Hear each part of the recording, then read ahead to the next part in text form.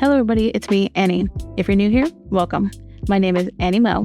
I'm a multimedia artist, so I use everything from digital vector drawings to clay and even recycled materials. And sometimes I play games too. As of early May 2026, I am officially a graduate.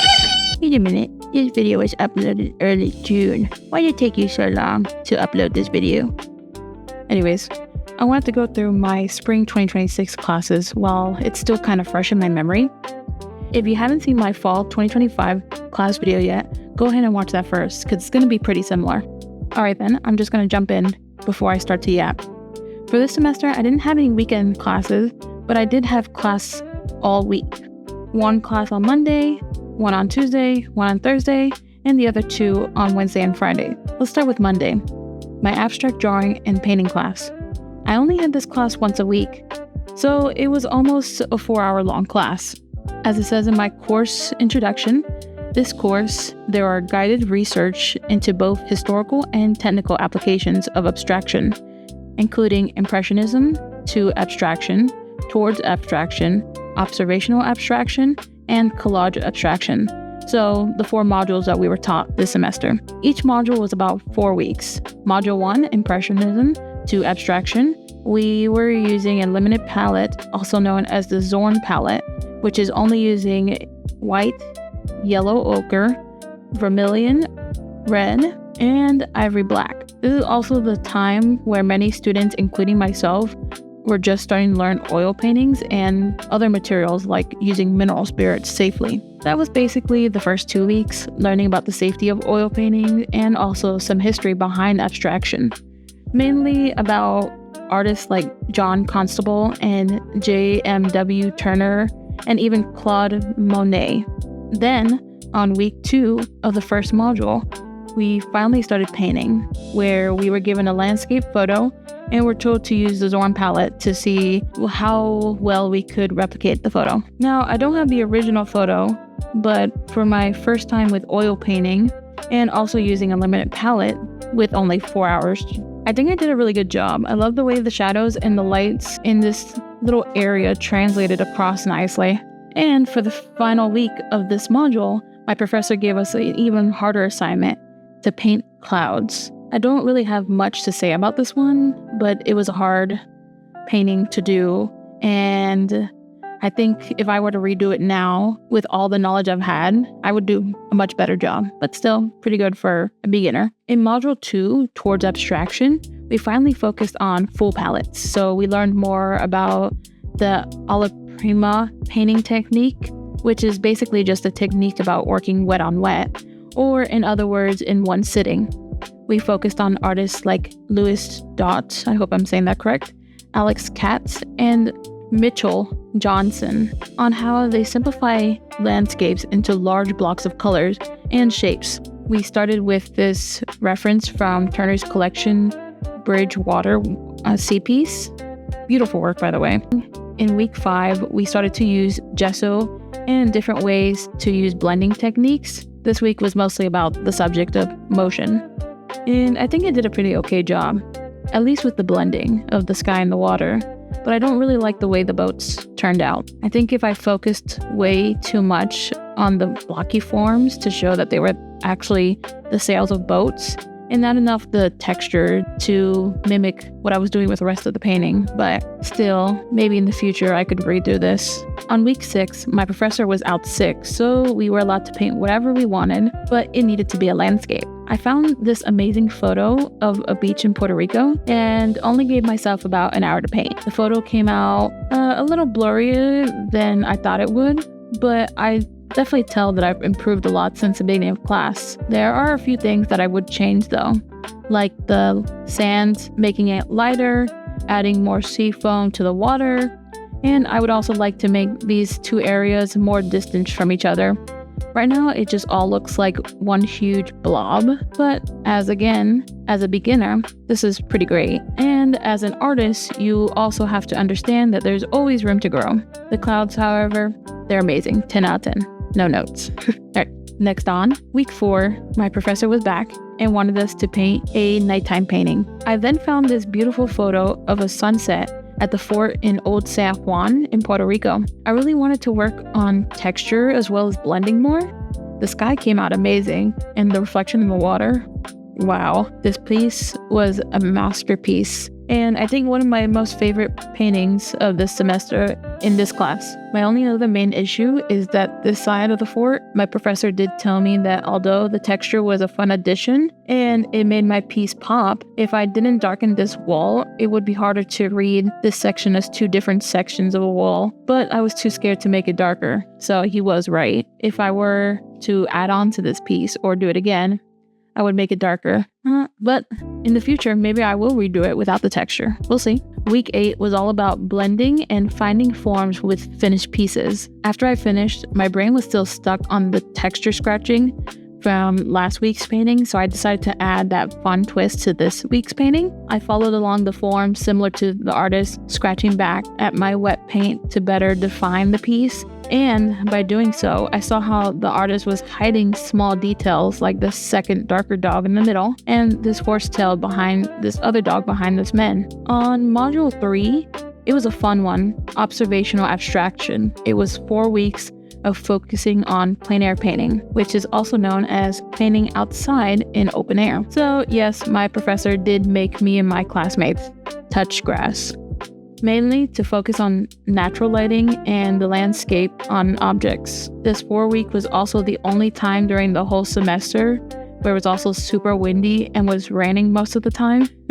So we had to find shelter and finish our work in class. So for 4 weeks, we were anywhere on campus to paint for these modules. I found this beautiful oak tree. At least I think it's an oak tree. I don't know what I was doing, so I just tried to copy the shadows as best as I could. Even made the building in the background way more brighter so that the tree would pop more. The following week, I came back and added some brush strokes to it, trying to make it feel more organic and more formed, I guess. I also made this second piece, but I wanted to practice more on using thinner paints layers and also working more on the light and shadows.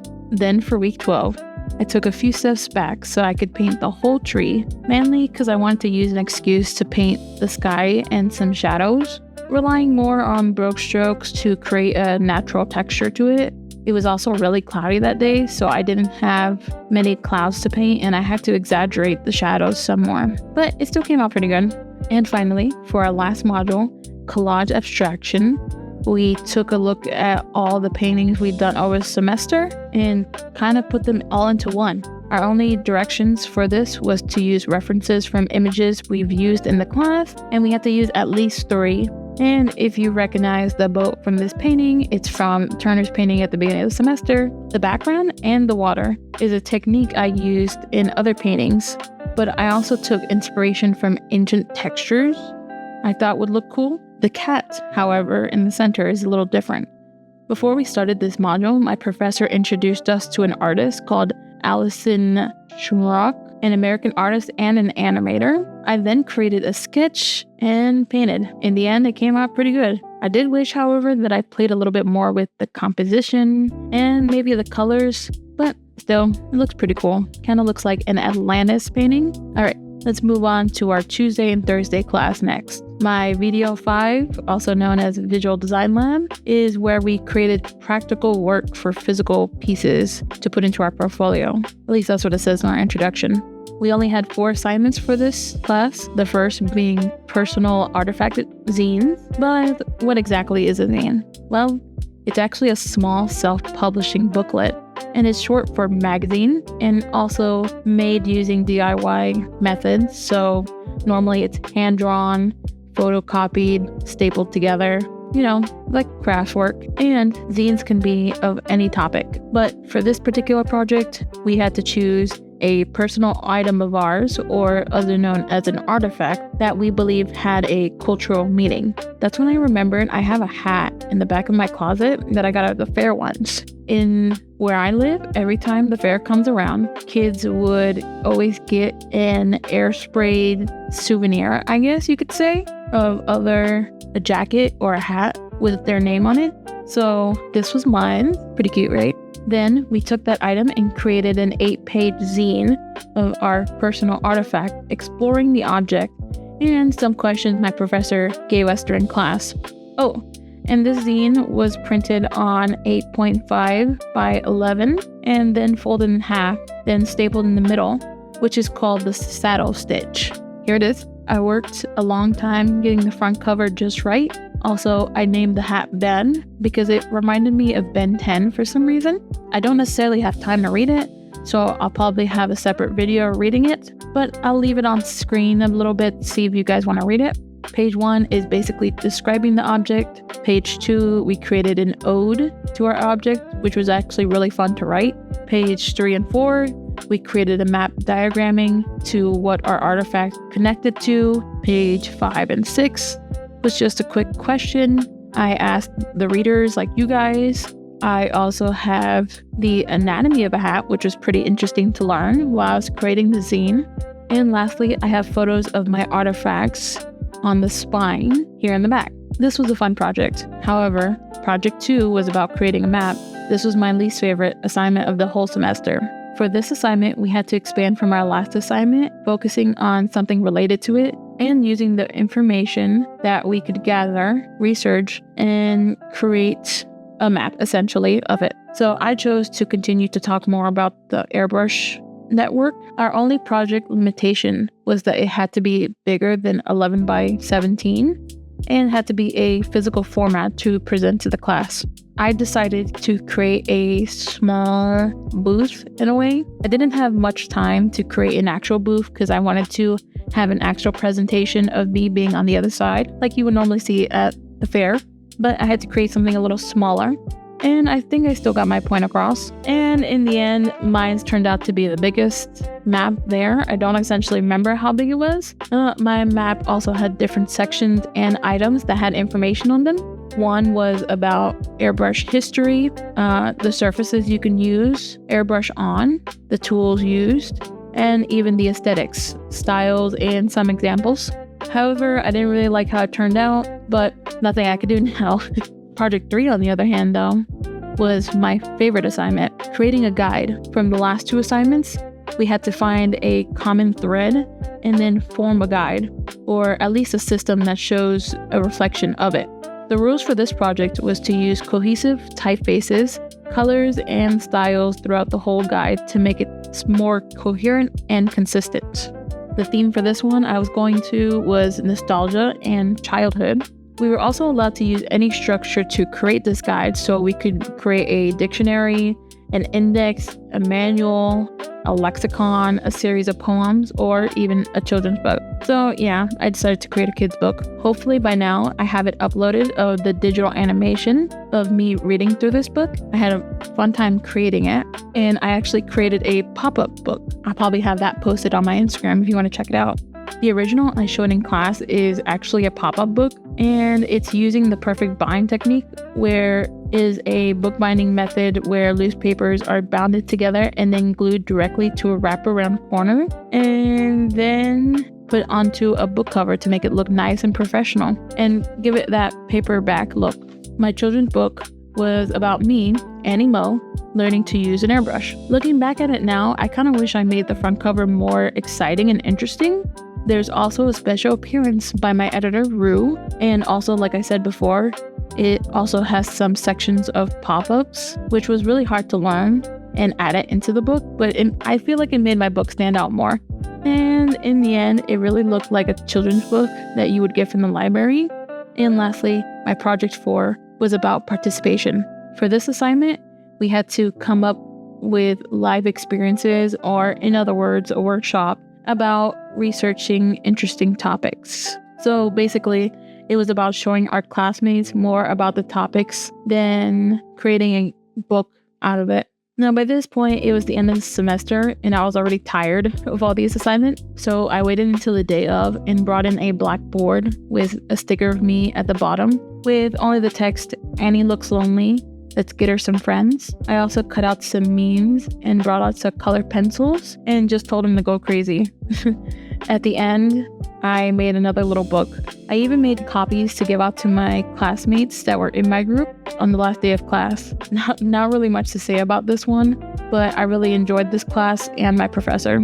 He just started teaching at this school last semester, and I had him for VDL 4. So if you watch my other class, you could see what other assignments I did for him. And I'm really gonna miss him and my classmates. Oh, and if you are curious what the theme for my last assignment is basically nostalgia and being an artist, kind of going from a blank slate. Anyways, let's move on to the next class. Now on to my Wednesday and Friday classes. This video is probably going to be long already, and I want to keep it under an hour, or at least under 40 minutes. So I'll leave my senior seminar class for another video. For this one, we mainly just made resumes and cover letters to find a job. I know, scary, please calm down. But we also spend the whole semester getting ready for my own exhibition at the end of the semester. But again, I'll talk about that another time. All right, finally, for my last class, experimental typography. This was one of the most interesting and time-consuming classes because my professor was allergic to putting anything up on our Canvas board, and when we went to class, he would say 2 different things. But anyways, our first assignment was found the alphabet collection. He wanted us to see how each of us found the alphabet in hidden places, kind of like you would find a hidden Mickey at Disney. We also had to choose our theme. My theme was being a shopping list. All of my items are things you would find going outside shopping.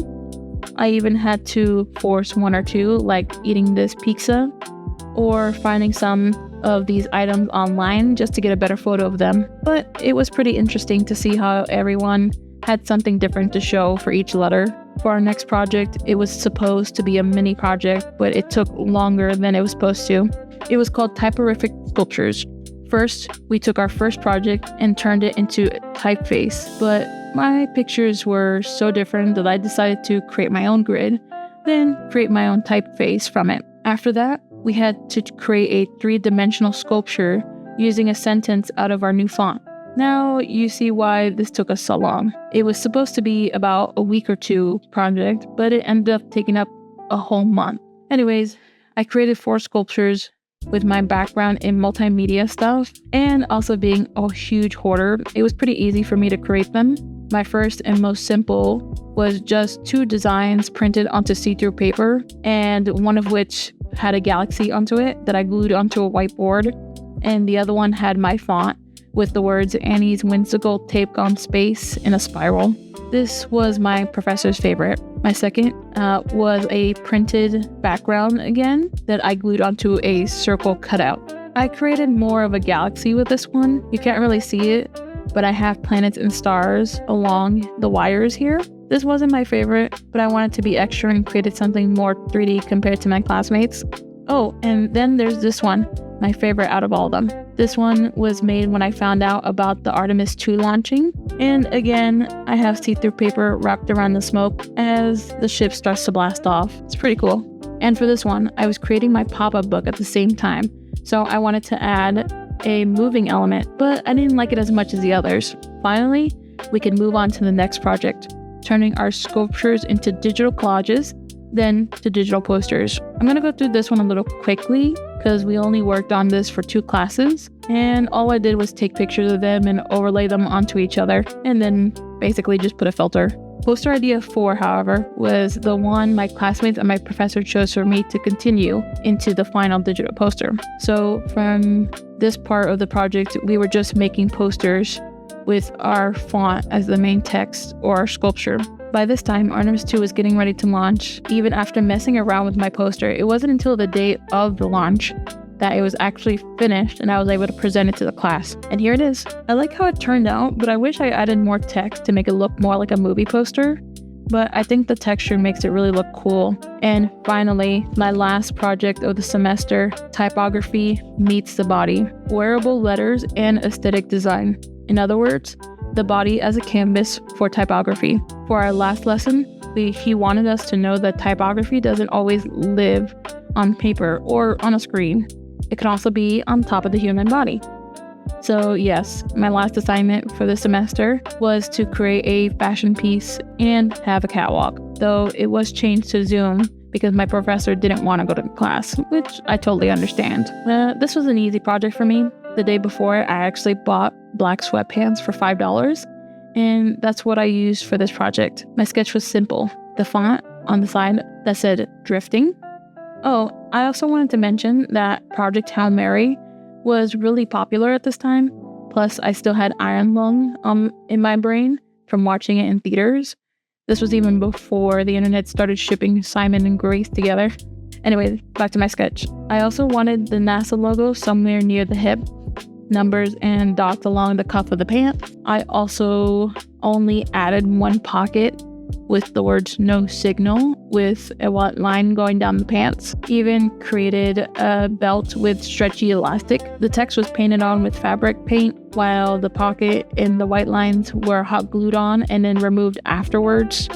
These pants are also really comfortable, so I will be wearing them afterwards. And they were only $5 because they were on sale. I took some photos at the lake near me, and I also have this belt with the text "transmission lost" and "coordinates unknown" at the end. And I also forgot to mention that I have some star beads and a little spaceman near my waist. Really cute. This was a fun project, and I still can't believe this was my last project as a graphic design student, was painting some pants. But yeah, this was my last semester, spring 2026, senior semester. I can't believe it's over just like that. And now I'm looking for a job. Ooh.